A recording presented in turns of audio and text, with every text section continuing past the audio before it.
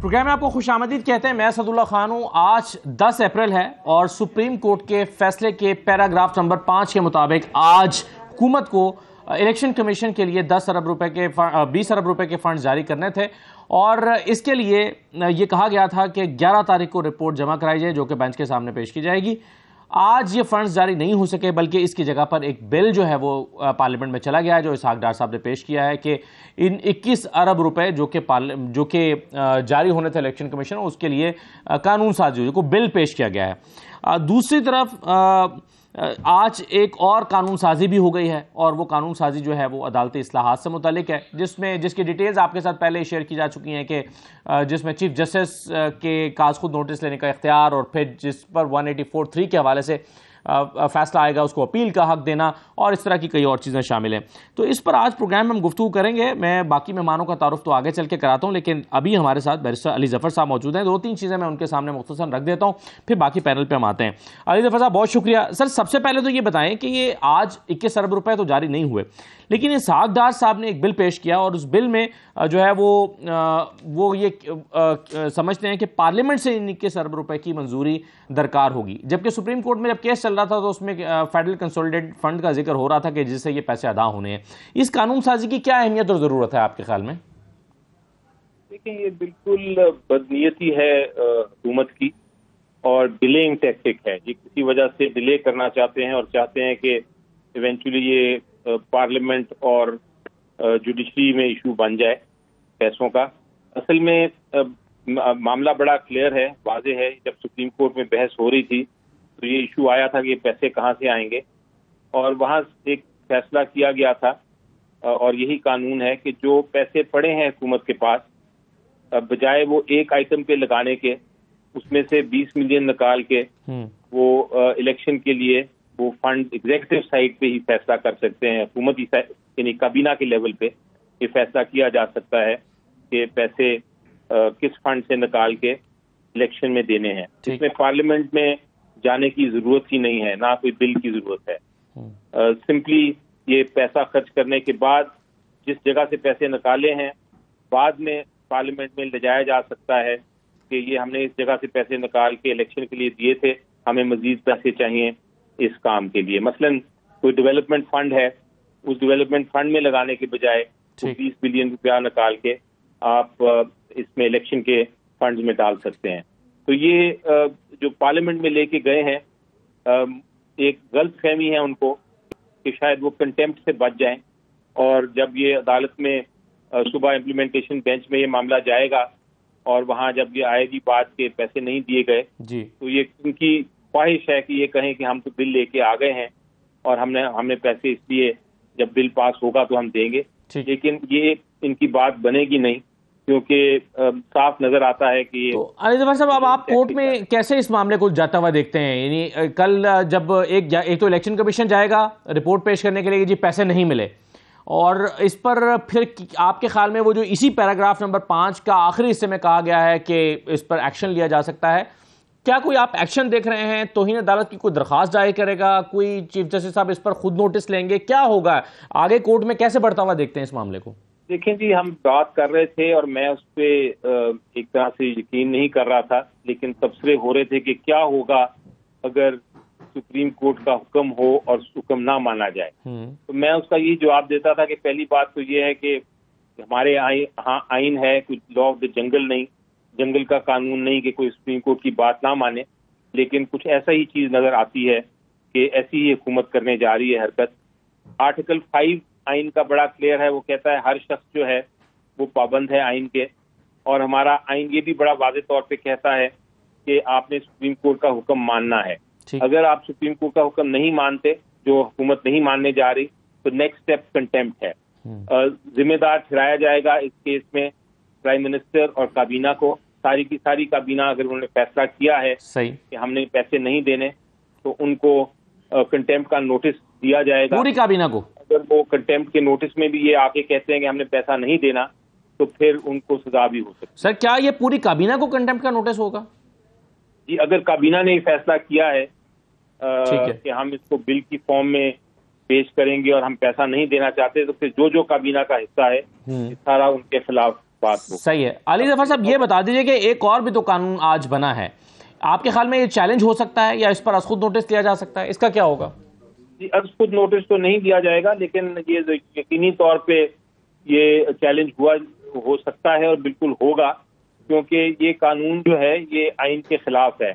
आइन कहता है अगर आपने कोई तब्दीली करनी है, अदालत के सुप्रीम कोर्ट के आर्टिकल 184(3) में जी, तो आप आइन के जरिए ही तरमीम कर सकते हैं, यानी कि 3/4 मेजोरिटी के साथ आप वोट करके पार्लियामेंट में आप ला सकते हैं कानून में अमेंडमेंट। लेकिन आप आम कानून सिंपल मेजोरिटी के जरिए नहीं कर सकते, तो ये इसी ग्राउंड पे चैलेंज होगा। ठीक है, राइट। आखिरी बात अली जफर साहब, ये बता दीजिए कि काजी फैसल साहब ने आज पार्लियामेंट में खिताब किया है, इसमें कोई कानूनी कदगन तो नहीं है कि कोई जज साहब, यानी किसी भी जज को दावत दी जा सकती है और वो कोई भी जज आकर पार्लियामेंट से खिताब कर सकते हैं? इसको आप किस तरह से देखते हैं इस अमल को, क्योंकि कुछ हल्कों से इस पर तनकीद भी हो रही है? बिल्कुल दुरुस्त फरमा रहे हैं आपके, इसमें कानूनी कोई मुझे नहीं नजर आती मानियत। किसी भी जज साहब को इनवाइट किया जा सकता है, लेकिन जिस तरह ये इनवाइट हुआ है और जिस तरह ये जिस जगह पे हुए और जिस टाइमिंग के साथ हुए, सबको पता है कि क्या कॉन्फ्लिक्ट चल रहा है, और जिस तरह की चीफ जस्टिस साहब को नहीं बुलाया गया, तो एक इम्प्रेशन बहुत गलत गया है जो नहीं जाना चाहिए था।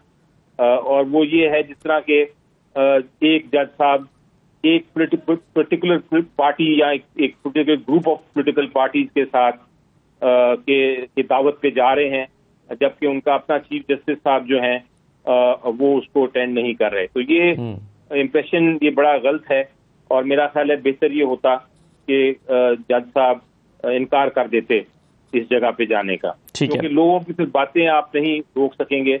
जो कंस्पिरेसी थ्योरी आ रही हैं उनका मेरे पास कोई जवाब फिर नहीं। ठीक है, बहुत शुक्रिया सेनेटर बैरिस्टर अली जफर साहब। आगे बढ़ते हैं प्रोग्राम में, हमारे साथ आमिर इलियास राणा साहब मौजूद है, सीनियर जजकार। बहुत शुक्रिया आमिर साहब, आपको खुशामदीद कहते हैं। वासिक कयूम अब्बासी साहब हमारे साथ मौजूद है, पाकिस्तान तहरीक इंसाफ के रहनुमा है, और कुछ ही देर में बैरिस्टर दानियाल चौधरी साहब ज्वाइन कर लेंगे, मुस्लिम लीग के रहनुमा। मैं सबको खुशामदीद कहता हूँ। आमिर इलियास राणा साहब, ये जो आज इसहाक डार साहब का एक बिल पार्लियामेंट में आया है, मैं एक पैराग्राफ इसमें पढ़ देता हूँ। इसमें एक तो ये लिखा है कि supreme court of Pakistan in constitution petition number 5 of 2023 directed the federal government to release of a sum of ₹21 billion to the commission to hold general election of provincial assemblies of Punjab and Khyber Pakhtunkhwa without general elections of the National Assembly, provincial assemblies of Balochistan and Sindh। अच्छा, अब इससे दो सवाल पैदा होते हैं आमिर साहब। एक तो ये है कि इसका मतलब तो ये हुआ कि सुप्रीम कोर्ट के फैसले को हुकूमत ने तस्लीम कर लिया है, क्योंकि उसकी डायरेक्शन के मुताबिक अब फंड जारी करना चाहते हैं, लेकिन हुकूमत को लग रहा है कि उसमें कोई लीगल लकूना है, उसको दूर करने के लिए बिल आ गया। और दूसरी बहस ये हो रही है कि इस बिल की जरूरत थी या कैबिनेट अपने फैसले से कर सकती थी? देखें, अगर होते ना चार्ज एक्सपेंडिचर, जैसे चीफ इलेक्शन कमिश्नर की तनख्वाह, ठीक, वो चार्ज है, उनके मेंबर्स की नहीं है, वो सिर्फ ले करना होता है, उसकी अप्रूवल ज़रूरत नहीं होती, वो सिर्फ ये होता है कि गुज़श्ता माली साल से थोड़े से ज़्यादा हो, बस, और कुछ भी नहीं। लेकिन ये फाइनेंस बिल के तौर पे आया, और फाइनेंस बिल जाहिर है कि पार्लियामेंट ने पास करना होता है, या तो आप ऑर्डिनेंस से ले आते हैं, लेकिन ये गवर्नमेंट की मर्ज़ी होती है ना, वो क्या इसको लेके आ गए हैं पार्लियामेंट में। गवर्नमेंट का, कैबिनेट का, पार्लियामेंट का डिसीजन क्या है? वो है कि ये 4-3 का फैसला है, ठीक है, लेकिन उन्होंने किसी भी एक्सट्रीम एक्शन को देखते हुए कि अभी तो ये तय होना है ना कि इनकी बात ठीक है या नहीं है, क्योंकि एक फैसला है जो जज साहिबान का है कि 21 अरब रुपए दे दें, ठीक है, जो कैबिनेट ने तरीके से अप्रूव किया, इधर से पकड़ के कान उधर से, कि जी उसको पार्लियामेंट की कमेटी को भेज दिया। अब जुमेरात को है सेशन, तो डिफाई दूसरे तरीके से हो गया कि आप कैबिनेट को, कि कैबिनेट ने तो अप्रूव कर दिया। कैबिनेट किसने बनाई है कि जी पहले ये काम अगर साकिब निसार साहब का मुस्तफ़ा इम्पैक्ट कोर्ट्स के पहले से फैसले से होता तो ये बराह रास्त वज़ीर आज़म कर सकते थे, सेक्रेटरी फाइनेंस देता। जब वफाकी हुकूमत का मतलब सुप्रीम कोर्ट ने करार दिया है कि वफाकी काबीना है, और काबीना की ये कलेक्टिव विजडम है कि ये पार्लियामेंट में जाए, तो फिर पार्लियामेंट को क्या सारी को नाअहल करना है? क्योंकि आप जहन में रखें कि ये बिल फिर वहां भी जाएगा, आप सेनेट में तौहीन अदालत होगी तो पूरी पार्लियामेंट की होगी। वो अभी ये टेक्निकल हो गया ना, हाँ, कि जी कैबिनेट ने क्यों भेजा? भाई कैबिनेट की मर्जी, कैबिनेट ने कहा सबको टांगों पे, ठीक है, नहीं टांगों नहीं, उन्होंने बड़े तरीके से, सुप्रीम कोर्ट ने एक ऑर्डर दिया है, एक्चुअली तो सुप्रीम कोर्ट ने जो इम्प्लीमेंटेशन का मैकेनिज्म इसके अंदर दिया वो हाई कोर्ट के इख्तियारात सलब करने वाली बात है। ठीक है। सुप्रीम कोर्ट के ऑर्डर को इम्प्लीमेंट करना होता है मुतलका हाई कोर्ट ने। इन्होंने पनामा केस में भी यही किया था कि अकामा में निकाला, जीआईटी की रिपोर्ट निकाली और मिस्टर जस्टिस एजाजुल हसन साहब को निगरान बना दिया। ठीक है। तो वो इस्लामाबाद हाई कोर्ट का ऑब्जेक्शन बनता था बुनियादी तौर पे कि जी सुप्रीम कोर्ट के जज का काम नहीं है, आप हमारे वाले करें, हमारा काम है, हम एग्जीक्यूट करते हैं आपके ऑर्डर को। नहीं, लेकिन अब जुमेरात को सेशन है, फर्ज करें जुमेरात को अब ये पास हो जाता है, क्यों पास हो जाता है? अभी तो कमेटी में जाना है, कमेटी बहस करेगी अक्टूबर तक, कब करेगी, फिर इसको सेनेट के अंदर भी ले करना है। सेनेट ने अपनी सिफारिशात मखसूस दिनों में देनी है कि जी वो बहस करेंगे। नहीं, वैसे होना हो तो एक घंटे में भी हो जाता है, मालियाती एक घंटे में भी बन के चले जाते हैं। तरमीमी बिल आया था, सदर मुमलिकत खेलते हैं ना हर चीज पे, तो उन्होंने कहा मैं ऑर्डिनेंस को नहीं मानूंगा, तो लिहाजा सदर की वो शर्त यहाँ पे काम आ गई। अगले दिन ज्वाइंट सेशन हो गया, अगले दिन हो गया था पास, नहीं कि फाइनेंस बिल लाओ। फाइनेंस बिल जब आप ले करते हैं तो उसका तकाजा है सेनेट में लेके जाएं 18वीं तरमीम के बाद, फिर वो वापस आया, फिर वो पास हुआ और फिर सदर के पास गया, फिर वो दस्तखत हुआ। सर वही जो IMF की शर्त। आमिर साहब, इसका मतलब है होना हो तो 2 दिन में भी हो सकता है। नहीं, होना हो तो 2 जो मैंडेटरी पीरियड है मालियाती बिल का वो तो पूरा होगा हर सूरत में कि सेनेट के दिन आपको देने पड़ेंगे। अभी तो वहां यहाँ से ले हो गया, अब वहां ले होगा, वो अपनी सिफारिशात तैयार करेंगे। बेसिकली ये है कि हम नहीं कर रहे, लेकिन आप हमें फंसा लें अगर आप फंसाना चाहते हैं। आपने एक फैसला दिया है और हम आपको पब्लिक सर ये अब इसहाक डार साहब ले गए इसको असेंबली के अंदर। अब वो कह रहे हैं कि जी चूंकि ये हुकूमत को डायरेक्शन दी गई है और हुकूमत से मुराद काबीना होती है और काबीना से मुराद पार्लियामेंट होती है, तो ये पार्लियामेंट इसको पास करेगी तो ये 21 अरब रुपए निकलेंगे यहां से। तो ये अगर ये कुछ दिन अगर ले जाते हैं तो 10 अप्रैल तो आज गुजर गई और इलेक्शन जो है वो 14 मई को है, शायद ना हो पाए। फिर शायद की क्या बात है, ये तो बात शुरू से ऑब्वियस है कि पीडीएम इलेक्शन नहीं करवाना चाहती और वो करवाना नहीं चाहती, सॉरी वो लड़ना नहीं चाह रही। वो जो अखाड़े से ना एक भागा हुआ प्लेयर है जो इस बात को मानने को तैयार नहीं है कि ना मैं आइन को मानूंगा। आज चाहे उसकी गोल्डन जुबली बना रहे हैं, आज उसकी अजीब कोई कौमी अलमिया बन चुके हैं, क्या बन गया कि आज के दिन भी आइन के साथ वो खिलवाड़ हो रहा है कि आपकी असेंबली के अंदर आज उन्होंने बिल पेश कर दी है तो उसको जैसे पहले राणा ने बयान किया कि उसको इन्होंने फाइनेंस बिल इंट्रोड्यूस करा के इसको मजीद लिंगर किया है। ये सारे टैक्टिक्स इस बात की कड़ी है कि हुकूमत इलेक्शन नहीं लड़ना चाहती, ये ऑब्वियस है, बस इसमें दूसरी कोई राय कोई नहीं है, भागे हुए लोग हैं। और वैसे भी इलेक्शन के लिए लोग चाहिए, जब आपकी पॉलिसीज के तहत लोग आटे की लाइनों पे मरे, जब आपकी पॉलिसीज की वजह से आपके डॉलर की, महंगाई की, इन्फ्लेशन का, रूल ऑफ लॉ का सबकी धज्जियां उड़ जाए, तो फिर किस मुंह से जाएंगे इलेक्शन में। हम ये समझते हैं कि ये सिर्फ और सिर्फ टैक्टिक्स है इलेक्शन से भागने की, इसके अलावा कुछ भी नहीं। सही है। नहीं सर, लेकिन चले ये तो इसमें तो कोई दूसरी राय नहीं है ना, हुकूमत नहीं कराना चाहती इलेक्शन, उन्होंने कह दिया कि अब नहीं होना चाहते, नहीं कराना नहीं, सॉरी मैं इस जुमले को ठीक कर ले, जुमले को ठीक कर ले, कोर्स ऑफ एक्शन। हुकूमत ने इलेक्शन नहीं कराना, मेरी बात सुनो, पहली बात इलेक्शन कराने, हुकूमत ने फैसिलिटेट तो करना है ना। मैं तो ये इसके लिए मौजूद जो जुमला है ना, हुकूमत इलेक्शन लड़ना नहीं चाहती ये जुमला है इसका मौजू, वो भाग रहे, वो उन्होंने हमारे साथ इलेक्शन लड़ना। अब इसका हल क्या है जी, आप मुझे बताएं ना। आज ठीक है, इसका कोई, मैं समझता हूँ कि कोई कानूनी सुकम तो नहीं, कि आईनी सुकम भी नहीं कि चीफ के सुप्रीम कोर्ट के जस्टिस को पार्लियामेंट में लाके तकरीर की जाए, मगर वक्त इन घड़ियों में जब कोई इतना बड़ा बहरान पैदा होने की कोशिश की गई, कराई गई हो पीडीएम की तरफ से, और फिर ऐसे हालात में आप उनको लेके आ जाएं उधर आज को अपना जॉइंट सेशन में लेके आ जाएं और उनसे स्पीच करवा दें, और इससे क्या जाहिर किया जा रहा है, क्या मुल्क किस तरफ जा रहा है, मुझे बता देना। इससे चलें क्या 2 महीने मांग रहे, 2 महीने के बाद ऐसा कौन सा अलादीन का चिराग है जो मुल्क ठीक होगा? 4 महीने के बाद क्या होगा, बता दें मुझे। ये पूरा ये अक्टूबर में इलेक्शन नहीं करवाना चाहते, ये इलेक्शन नहीं करवाना चाहते, लंदन प्लान का ये हिस्सा है, इलेक्शन नहीं करवाना, दैट्स इट। तो भाई ऐसे मुल्क नहीं है, ऐसे आइन नहीं है, ऐसे रूल ऑफ लॉ नहीं है, ऐसे तरक्की नहीं है, और इसका आप हल पूछ रहे हैं। हल आपको ईद के बाद ये सरप्राइज मिलेगा ना। अब पूरी अवाम पाकिस्तान मेरी बात याद रखिएगा, अगर रोडों पे ना निकल आए अपने आईनी तहफ़्फ़ुज़ के लिए, तो मैं आपको शर्तिया तौर पे कहता हूँ ये बात याद रखें। सही है, पता नहीं सर ये एहतजाज तो खैर 1 साल से पाकिस्तान तहरीक इंसाफ तो कर ही रही है, लेकिन उसके नतीजे में इलेक्शन अभी तक नहीं हुए। लेकिन एक चीज़ आमिर लियाज़ साहब ये बताइए कि ये अभी सवाल वासिक तयूम रवायत साहब उठा रहे थे और भी लोग उठाते हैं कि अगर हुकूमत ये समझती है कि इस वक्त इलेक्शन नहीं होने चाहिए या उन्हें पॉलिटिकली सूट नहीं करते, ये वजह ना इलेक्शन ना कराने की, और तो कोई वजह नहीं है, 3-4 महीने बाद कैसे हालात फेवरेबल हो जाएंगे उनके लिए, कैसे सूट कर रहे होंगे उन्हें? देखें, एक बात तो बुनियादी तौर पे हमें तो अपना तज्जिया करना। जी हाँ जी। गवर्नमेंट अनपॉपुलर हुई है महंगाई की वजह से। ठीक। PMLN जहाँ आज तहरीक इंसाफ है वहाँ PMLN थी 1 साल पहले। ठीक है। जो शेख रशीद साहब ने भी कहा कि इन्होंने गलती की, हमसे हुकूमत लेके और हमारा भला कर दिया। वासिक कयूम और इलेक्शन में नहीं गए। शहर के बड़े लीडर हैं, अपनी पार्टी में मौजूद है, इनको भी पता है कि वो बार बार ये बात कहते हैं और ये बात तस्लीम शुदा है, मेरे और आपके कहने की नहीं है। जिस तरह आज इमरान खान एक पॉपुलर लीडर हैं, उनकी पार्टी को पॉपुलर वोट भी पड़ रहा है और इसलिए पढ़ना है कि महंगाई है, लोग तंग हैं।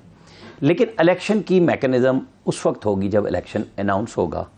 वैसे तो इलेक्शन अनाउंस हो चुका है, एंटी करप्शन में भी बुला लिया है वासिक कयूम साहब को, जो कि इनकी गवर्नमेंट भी करती थी, अब इनकी एंटी गवर्नमेंट भी कर रही है। ये हथकंडे पाकिस्तान के अंदर वो भैंस चोरी का मुकदमा हो या किसी चीज़ की भी चोरी का मुकदमा डाल दें, ख़यानत का डाल दें, या हमारे यहाँ सियासतदानों के लिए वहाँ मुनशियात का राना सनाउल्लाह पे डाल दें कि और कुछ नहीं मिलता तो गुस्सा इस तरह निकाल दें। और उस पर फौज के एक मेजर जनरल का नाम बदनाम हुआ, वजीर साहब तो कसमें ले ले के वो मुन्नी बदनाम हुई तेरे लिए कि मुझे तो जो उन्होंने कहा था तो मैंने कर दिया, उन्होंने कसम उठाई थी, मैंने भी उठा ली। तो अब इलेक्शन वो एक उम्मीद पे हैं कि जब IMF से क्लियर हो और हम एक अच्छा पॉलिटिकल बजट दे देंगे तो हमारे लिए, और फिर नवाज शरीफ की वापसी, ये ज़हन में रखिएगा कि ये वो सारी चीज़ें हैं जिसकी बुनियाद पे वो इलेक्शन लड़ने जाएंगे। मुझे ये बताएं कि ये मुतालबा तो PTI का है कि इलेक्शन होने चाहिए, ठीक है, जायज़ भी है कि 2 सूबाई असम्बलियाँ तोड़ दी इस हद तक, लेकिन गवर्नमेंट क्या इसलिए आई है कि वो PTI का मुतालबा माने? इन्होंने 25 मई को तड़ी लगाई, नाकाम हो गई, नहीं हो सका। 26 नवंबर को ये आर्मी चीफ की तकरीर रुकवाने आए। का मुतालबा मानने या ना मानने से आमिर साना साहब कोई ताल्लुक नहीं है ना। एक आइन कहता है कि जब असेंबली टूट जाए, अगर 90 दिन में इंतखाबात होने चाहिए, 90 दिन में रहेंगे ना, आइन के ऊपर तो क्वेश्चन मार्क लग गया ना जब 63A को रीराइट कर दिया। आइन की तशरीह हो सकती है, उसको रीराइट नहीं किया जा सकता। जैसे कहा गया कि नहीं तो फिर वो पॉलिटिकली एक इमरान खान, लेकिन चूंकि आप समझते हैं कि सेक्शन 3 वाला फैसला आ गया है तो अब उसके बाद आइन को ना भी माना जाए या बाकी चीजों को ना भी माना जाए, अब वो कंट्रोवर्सी, वो देखे ना, वो मेरा ख्याल ये है कि इसका हल सुप्रीम कोर्ट से ही निकलेगा। ये नहीं मैं कह रहा कि इलेक्शन 14 मई को 16 मई को, इसके बाद भी इसके बाद भी 2-3 दफ़ा मुख्तलिफ लोगों के बयान आए और फिर जब चाबियां भरी गई, सबकी खींची गई, तो वापसी भी हुई। असद कैसर साहब का भी बयान आया और फिर उन्होंने कहा नहीं मेरा मकसद ये था। वजाहत तो हर बंदे का हक कहना कि वो जो भी कह दे कि जी शाको सबाक से हट के लाइव कह के, उनको नहीं पता होता कि लाइव हमने क्या कहा था। ये सियासतदानों का काम है कि वो अपनी बात कहें और उसके बाद अपनी ही वजाहत कर दें। सही है, ये बात क्लियर है कि पॉलिटिकली इस वक्त हुक्मरान पार्टियों को इलेक्शन शूट नहीं करता, इसलिए वो नहीं करा रहे। वो हर वो इख्तियार करेंगे जिससे वो तौहीन अदालत से भी बच जाएं और काम भी निकल जाए। और उनका कहना है कि जी ये सारी की सारी, जाहिर है कि इमरान खान साहब ने IMF का मुआहदा तो तोड़ा, इसमें तो कोई शक नहीं है, क्योंकि वो मुआहदा उस वक्त इमरान खान वज़ीर आज़म थे और पाकिस्तान का मुआहदा था। तो आज सारी की सारी गवर्नमेंट को IMF रगड़ भी रही है, पॉलिटिकली भी रगड़ रही है कि एक तरफ हम चाइना, रशिया सारी तरफ जा रहे हैं, दूसरी तरफ अमेरिका, दूसरा ब्लॉक IMF उनको रिप्रेजेंट करता है। तभी तो मलेशिया और चाइना की तरफ से एक नया IMF का वो भी आ गया कि जी हम अपना बना लेते हैं ताकि करेंसी डॉलर की जगह पे कुछ और हो जाए और आगे चल के ये होनी है। जैसे यूरोप ने यूरो बना लिया तो हमने भी कुछ ना कुछ कहीं जाके ये हो ही जाना है। यूरोप ने भी बड़ी जंगोजदल की, हम भी कभी कभार जंग लड़ने के बाद कोई ना कुछ, कभी जब पता नहीं कौन सी नस्ल होगी देखेगी, लेकिन ये हो ज़रूर जाएगा, होना भी है और होना भी चाहिए। कि हमें तो पाकिस्तान से गर्ज है कि हमारे लोग कैसे, अब हम कितनी महंगाई में चले गए। कोई इस बंदे बात से इनकार करे कि महंगाई नहीं है तो गलत है ना। सही है। तो PTI अपना जोर लगाए, वो जो वासिक साहब कह रहे हैं बिल्कुल आए, ये सियासी जंग है, के बाद इनका हक है ये जमहूरी तौर पे मुजाहिमत करें, पब्लिक में आए। मैं एक छोटा सा ब्रेक ले लेता हूँ। आज चीफ इलेक्शन कमिश्नर ने भी स्पीकर साहब को, चेयरमैन सेनेट को खत लिखा है और वो कह रहे हैं कि 57 और 58 जो सेक्शन है उसमें तरमीम की जाए। अब 57 कहता है कि जी सदर जो है वो देंगे तारीख, लेकिन वो ये समझते हैं कि इलेक्शन की तारीख देने का इख्तियार भी इलेक्शन कमीशन के पास अगर आ जाए तो बड़ा बेहतर हो जाएगा। अगरचे उनका वकील सुप्रीम कोर्ट में तो ये कहता रहा है कि तारीख देने का इख्तियार इलेक्शन कमीशन को ऑलरेडी है, वो इस बात पे इंसिस्ट करते रहे हैं सजील सवाती साहब, लेकिन अब वो कह रहे हैं कि नहीं, अगर कोई बहाम है भी तो इसको क्लियर किया जाए। तो ब्रेक ले लेते हैं, जरा इस पर भी आके इसके कुछ पहलुओं में बात करते हैं। हमारे साथ रहिए।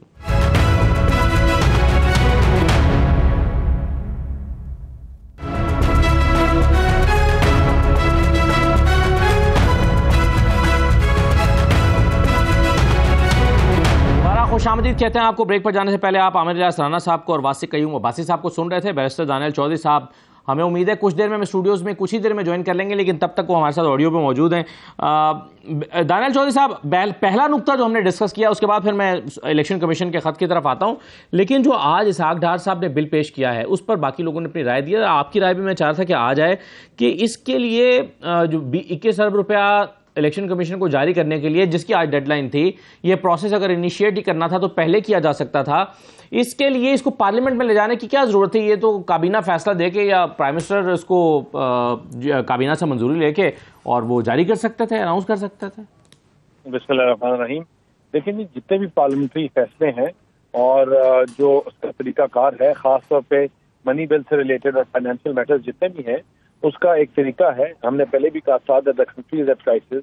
पाकिस्तान के जो रिजर्व्स हैं पाकिस्तान के वो अपने ब्रिंक्स ऑफ कोलैप्स और हालात जो थे इसके कोई भी इतने बड़े के जो फाइनेंशियल डिसीजंस हैं वो पार्लियामेंट, तमाम पार्लियामेंट के मेंबर्स के बगैर उनको ऑन बोर्ड लिए हुए they not possible to make. सही है। सर ये बताएं को रूल्स को फॉलो करें। दानियल साहब, मगर फिर ये बताएं कि जब असेंबली टूट जाती है और निगरान हुकूमत आ जाती है और निगरान हुकूमत ने इलेक्शन कमीशन को पैसे देने होते हैं, तो वो तो किसी पार्लियामेंट से पूछकर पैसे जारी नहीं करते इलेक्शन कमीशन को, वो कैसे होता है? नहीं सर, इसके पहले पैसे आप पहले जो इसके पैसे होते हैं वो रखवाया जाता है, जो शेड्यूल शेयर होता है वो उसको असेंबली टूटने से पहले बजट में एलोकेट करके जाते हैं जी।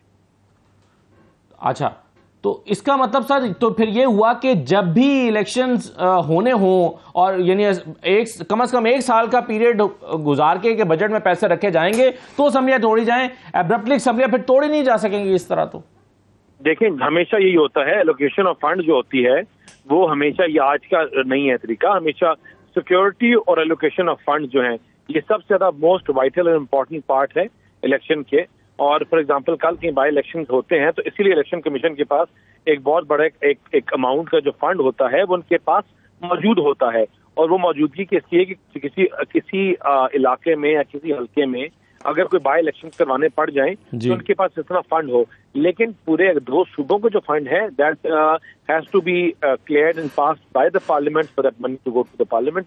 यूजुअली इलेक्शन जब रेजोल्यूशन से पहले ही ये फंड्स एलोकेट हो चुके होते हैं। सही है, लेकिन सर अभी फिर 125 हल्कों में इलेक्शन अनाउंस हो गया था, इलेक्शन कमीशन ने बाई इलेक्शन कौमी असेंबली के हल्कों में, उसके लिए तो पार्लियामेंट में बिल नहीं आया था और वो इलेक्शन कमीशन ने अनाउंस करके इलेक्शन कराना शुरू कर दिया था।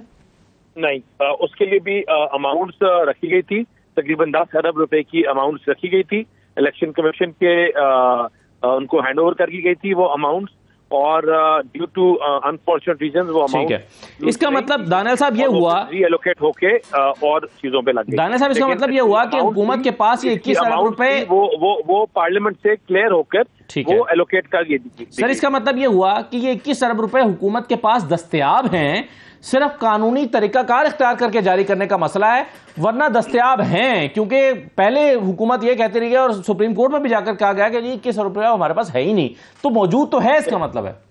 देखिए, खाली 21 अरब रुपए का मसला नहीं है, मसला ये है कि आपको प्रायोरिटाइज करना है कि आपने मरते हुए बच्चों को दूध पहले पिलाना है, आपने डूबते हुए लोगों को जिनके घर तबाह हो गए सैलाब और इन चीजों में उनको रिहेबिलिटेट पहले कराना है। आपकी अटमोस्ट प्रायोरिटी है कि आप उनको मरते हुए छोड़ देंगे या आपने इलेक्शन पहले कराने हैं, ये आपने डिसाइड करना है। और पार्लियामेंट के पास इसलिए जब भेजा तो ये पार्लियामेंट ने अब डिसाइड करना है कि जिसका घर, जिसके मवेशी सब बह गए सैलाब में, 1/3 ऑफ द पाकिस्तान जिनका घर बाहर तबाह हो गया, हमारी अब अटमोस्ट। सर वो 700 अरब के डेवलपमेंट फंड में से 470 अरब रुपए का डेवलपमेंट फंड अभी पड़ा हुआ है, झटके बनाने के लिए है। बात साहब, आज इलेक्शन कमीशन ने एक डिमांड की है और ये उनका खत मैं आपको दिखा देता हूं इलेक्शन कमीशन का स्क्रीन के ऊपर, जिसमें वो ये कह रहे हैं कि 57 जो है उसमें तरमीम की जाए। ये स्पीकर साहब को खत लिखा है उन्होंने और चेयरमैन सेनेट को, और वो कह रहे हैं कि क्लियर उनको अथॉरिटी दी जाए कि वो इलेक्शन की डेट दे सकते हों, यानी पहले सदर दे सकते हैं, गवर्नर दे सकते हैं, तो इलेक्शन कमीशन खुद भी डेट दे सकता है, इसका इख्तियार उनको दिया जाए।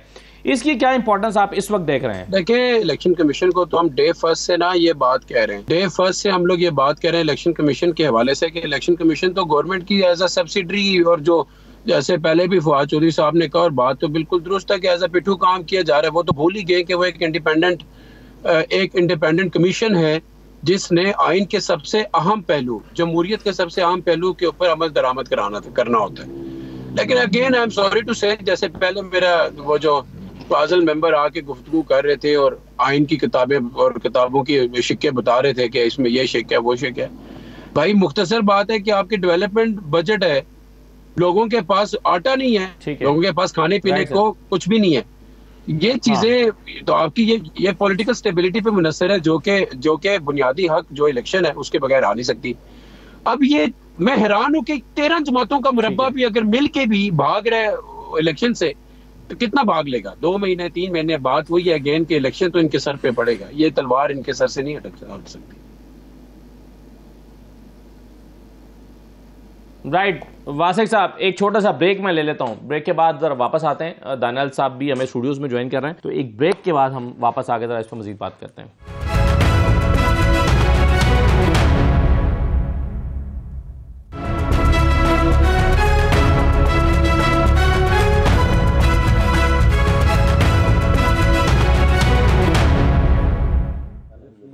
दोबारा आपको खुशामदीद कहते हैं। दानियाल साहब, आप जो मैं चाह रहा था कि आपको डिस्कशन में शामिल करके फिर मैं आमिर साहब के पास जाता हूं। एक तो मुझे ये बता दें, जो अभी आपसे बात हो रही थी कि इस बिल का मतलब ये है कि आपने सुप्रीम कोर्ट के फैसले को तस्लीम तो कर लिया है ना, कि ये 3-2 का ही फैसला था, ये 4-3 का नहीं है। अदरवाइज तो आप कहते हैं कि इस पर अमल करने की जरूरत ही नहीं है, फिर आपको ये 21 अरब रुपए जारी करने की भी जरूरत नहीं है। देखिए, यहाँ 2 चीज़ें हैं।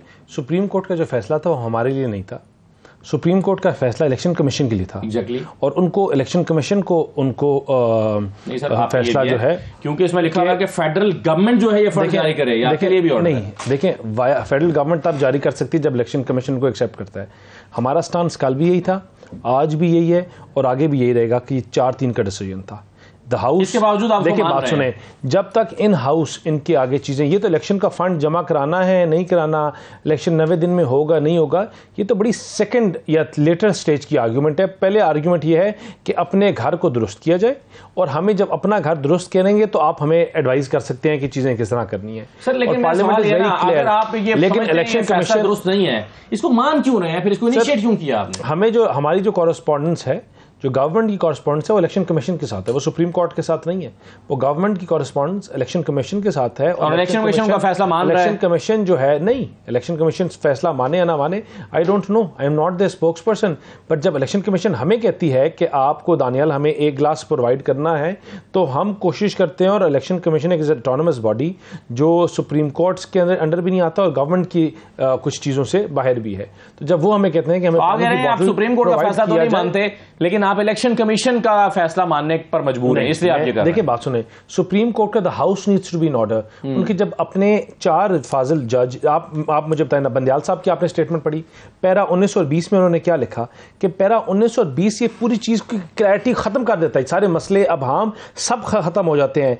और उन्होंने बड़ा क्लियर 2 चीजों की उन्होंने अपनी पैरा 20 में मंसूर अली शाह, याया फरीदी और जमाल मुंतखिल का जिक्र करके कहा कि भाई कि हमारा ये डिसीजन था। उन्होंने ये भामी, ये इशू, ये कितने बेंच, कितना रुकनी बेंच था? देखिए पहले बात सुने, मैं आपको बताता हूं, रुकनी था इसको नहीं सर, आप एक बात सुने, आप एक्सक्यूज करते हैं कि यार के दानियाल मैं इस डिस्कशन से बाहर जा रहा हूं, मेरी सेहत इजाजत नहीं देती, आप बाहर चले गए। वो भी कहते हैं मेरी सेहत इजाजत नहीं देती।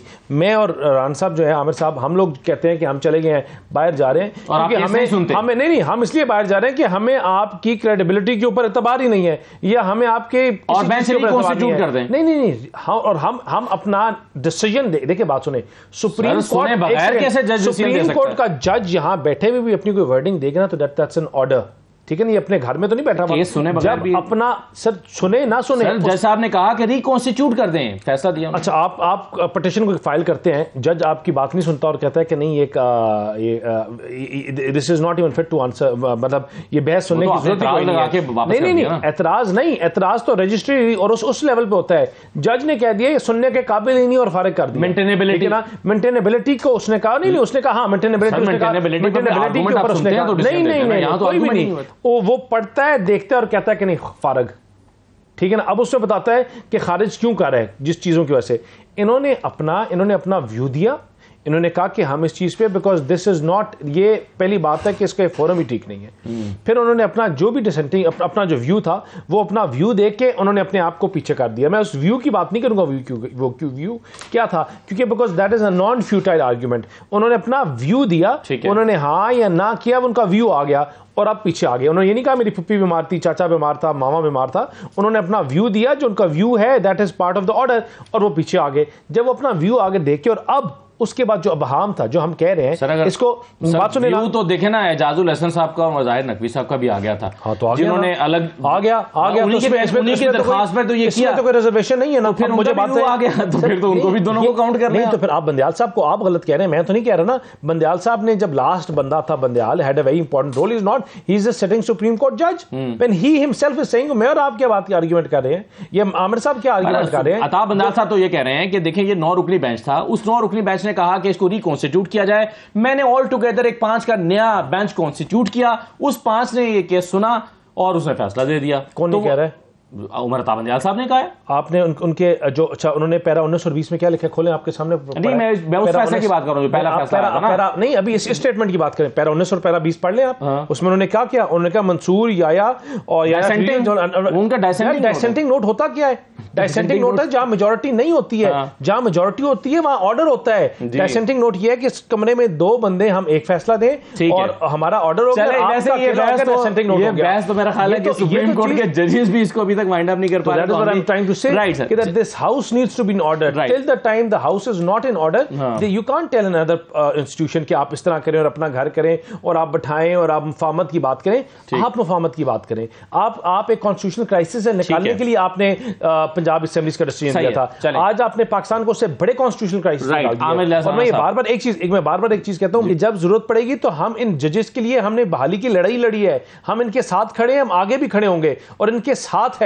लेकिन ये नहीं हो सकता कि आप ये नहीं हो सकता, गलत किया वो आपने, वो नहीं साथ साहब की आजादी के लिए जो हमने लड़ाई लड़ी वो गलत लड़ी, हम आगे भी आज भी लड़ी है। मैं कह रहा हूं अपनी जात की हैसियत से और अपनी जमात की, हमने आज भी लड़ी है, हम आगे भी लड़ेंगे। लेकिन ये नहीं हो सकता कि किसी की मनपसंद चीजों के ऊपर वन मैन शो हो और हम बुली हो। पार्लियामेंट एक सुप्रीम लॉ मेकिंग बॉडी है, उसकी पावर्स हैं, जितने भी इदारे हैं वो अपनी पावर्स पार्लियामेंट से ड्राइव करते हैं और पार्लियामेंट को ही आंसरेबल है। Right sir. आमिर हसन साहब, अब ये जो हमने गुफ्तगू शुरू की थी इलेक्शन कमीशन की इस दरख्वास्त की या ख़त की जो कि उन्होंने लिखा है चेयरमैन सेनेट को और स्पीकर साहब को, वो चाहते हैं 57 में उनको पावर्स दी जाएँ, 58 में भी, और वो इलेक्शन की तारीख खुद दे सकें।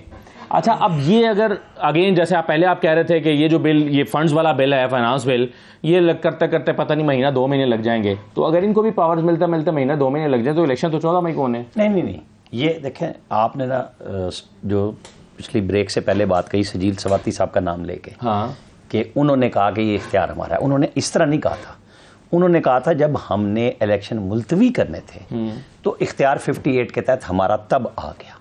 आप जहन में रख लें कि इलेक्शन कमीशन जब थोड़ा बहुत और आज़ाद था, उनका आर्गुमेंट ये था, मैं आपको बता, मुझे जवाब देने दीजिए, मैं आपको बताता हूँ। जी, ये था कि ये तारीखें इलेक्शन कमीशन देता था, फिर बदलते चले गए हालात और सदर की तरफ चले गए। उन्होंने क्या कहा है, हम सब ने ना तख्ते मशक़ सितम बनाया हुआ है इसको इलेक्शन कमीशन को, कि सिकंदर सुल्तान राजा और 4 जो उनके मेंबर हैं वो शायद कोई पता नहीं क्या चीज़ें हैं कि वो ही नहीं करा रहे। उन्होंने देखे 7 फरवरी को फैसला दिया, सारी एक्सरसाइज की, जब कोई किसी बंदे ने अनाउंस ही नहीं किया था, डेट भी नहीं आई थी, उन्होंने एक्सरसाइज पूरी कर ली। GHQ, लाहौर हाई कोर्ट और फाइनेंस सब ने इनकार कर दिया। ये तो खुद सुप्रीम कोर्ट मान रहा है कि इलेक्शन कमीशन अपना काम पूरा किया, लेकिन उसको फैसिलिटेट नहीं किया। सुप्रीम कोर्ट ने ऑर्डर किया 1 मार्च को, छोड़ दे बहस जजों के क्या है, उन्होंने फिर ऑर्डर इशू कर दिया 30 अप्रैल के लिए। सदर को 3 को ख़त लिखा, सदर ने डेट दे दी 30 अप्रैल की, उन्होंने काम शुरू कर दिया और फिर जवाब क्या आया कि पैसे नहीं हैं, बंदे नहीं हैं, तो इन्हें अदालत लग गई।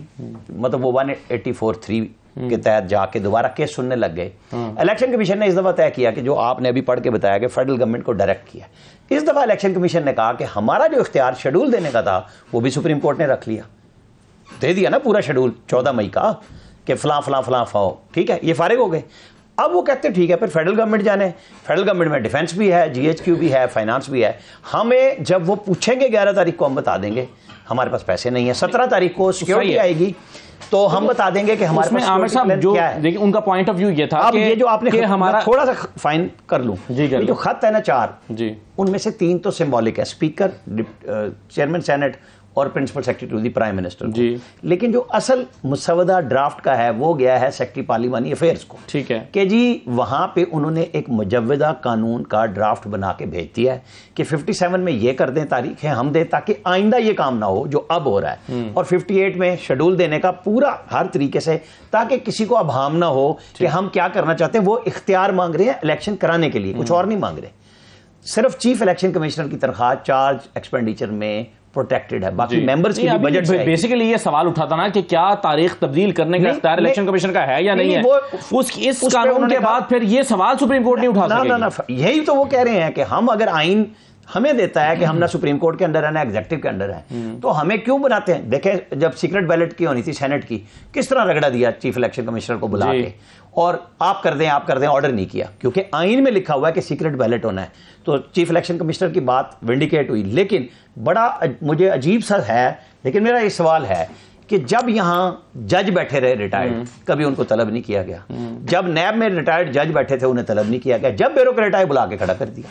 तो हमारे यहां भी इदारों की तकरीम बंदे देख के नहीं होनी चाहिए, इदारे का अपना स्टेचर देख के होनी चाहिए कि उनका क्या है। आपने बुलाया, उन्होंने कहा कि जी हमारा इख्तियार है, हमने तबादले रोकने भी हैं और करने भी हैं। क्या चीफ इलेक्शन कमिश्नर नहीं कहा उस 2 रुकनी बेंच को, जिनको इसलिए पीछे हटाया गया कि उन्होंने अपना माइंड, आर्टिकल 10 जो है वो माइंड बताता है कि फेयर ट्रायल मिलना चाहिए। उन्होंने पहले जब सुओ मोटो लिख दिया तो उनका माइंड आ चुका था, वो इसलिए पीछे हटे।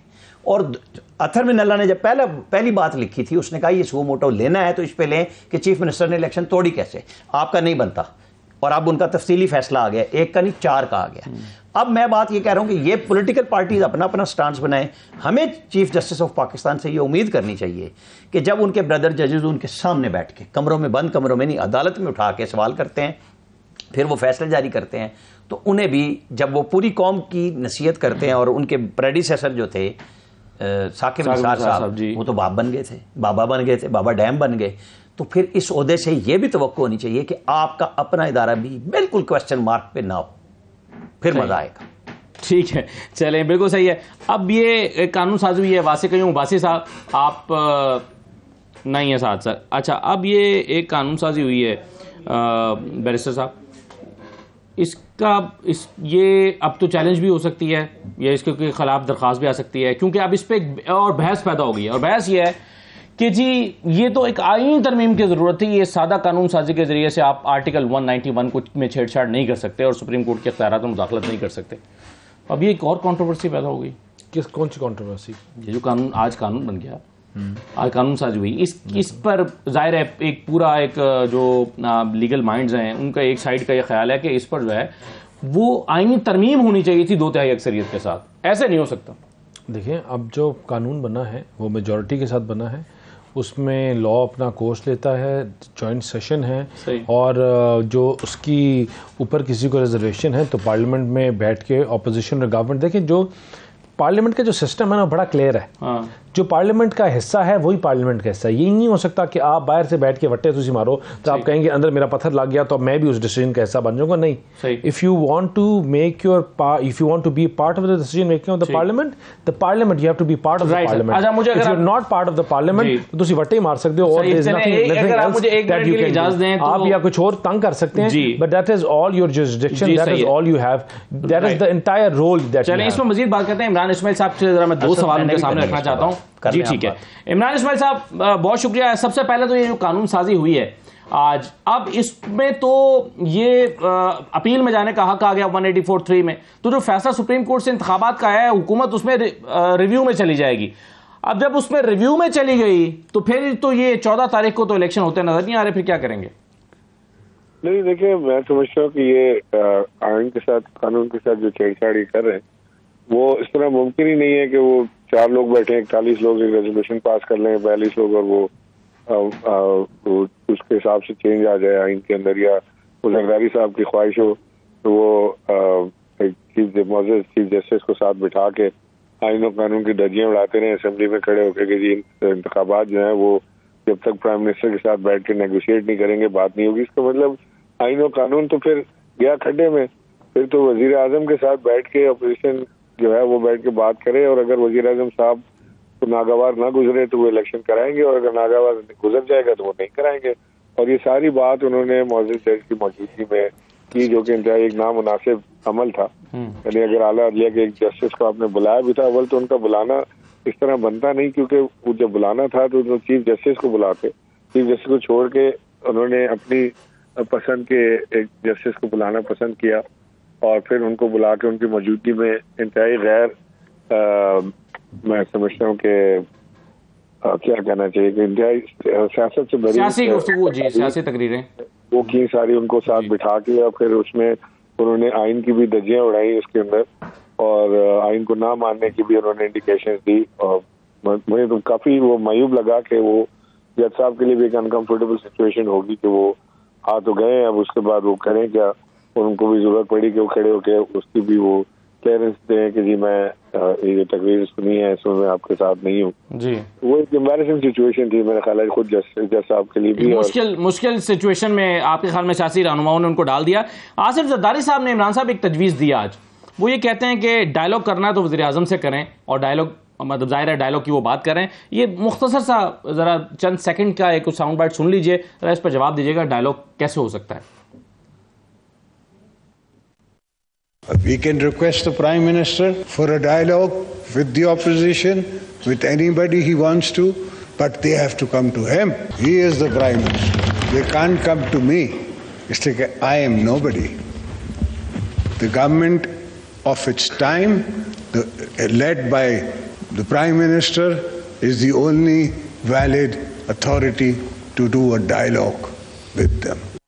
ये इमरान साहब डायलॉग कैसे होगा, और क्या पाकिस्तान तहरीक-ए-इंसाफ डायलॉग का हिस्सा बनना चाहती है और उसके लिए पार्लियामेंट में आने को तैयार होगी?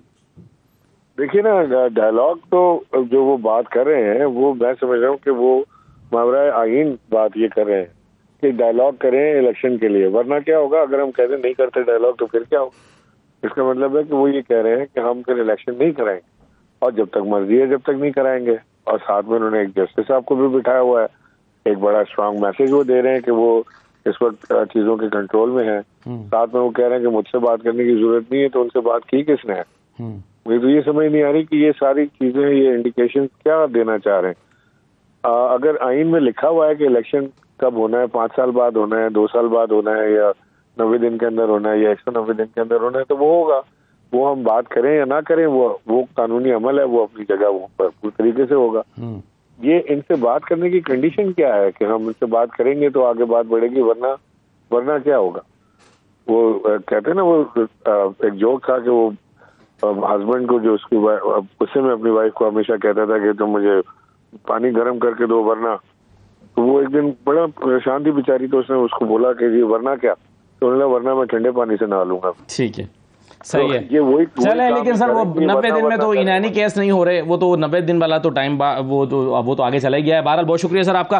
अच्छा, आप आखिरी बात आमिर लियास सनान साहब, ये कानून साजी जो हो गई है क्या होगा इसका? देखें, आर्टिकल 191 ठीक है, और 1980 के रूल्स हैं सुप्रीम कोर्ट के। ठीक है, 1980 के रूल्स बनाए किसने? कोई पूछे ना, जनरल ज़िया उल हक ने, वो किस अथॉरिटी के तहत बनाए थे? उसको सारे कहते हैं वो सबसे सुप्रीम है। अरे भाई, 17 जजों पे मुश्तमिल सुप्रीम कोर्ट 1997 के एक्ट में बनी है। सुप्रीम कोर्ट मीन 17 जजेस। रूल्स जो हैं वो subject to constitution and law होते हैं। कॉन्स्टिट्यूशन 191 है, लॉ वो है जो अब पार्लियामेंट ने पास किया है। 62(1)(f) में जब नवाज शरीफ को सजा दी, क्या दी कि कोई लॉ मौजूद नहीं है, लिहाजा सारी जिंदगी के लिए नाअहल। ठीक है, इन्होंने ये PMLN के बैठे हुए हैं, इन लोगों के पास 1 साल उस वक्त था, 1 साल आ जाए, क्यों नहीं की कानून साजी? इसका जवाब ये खुद देंगे।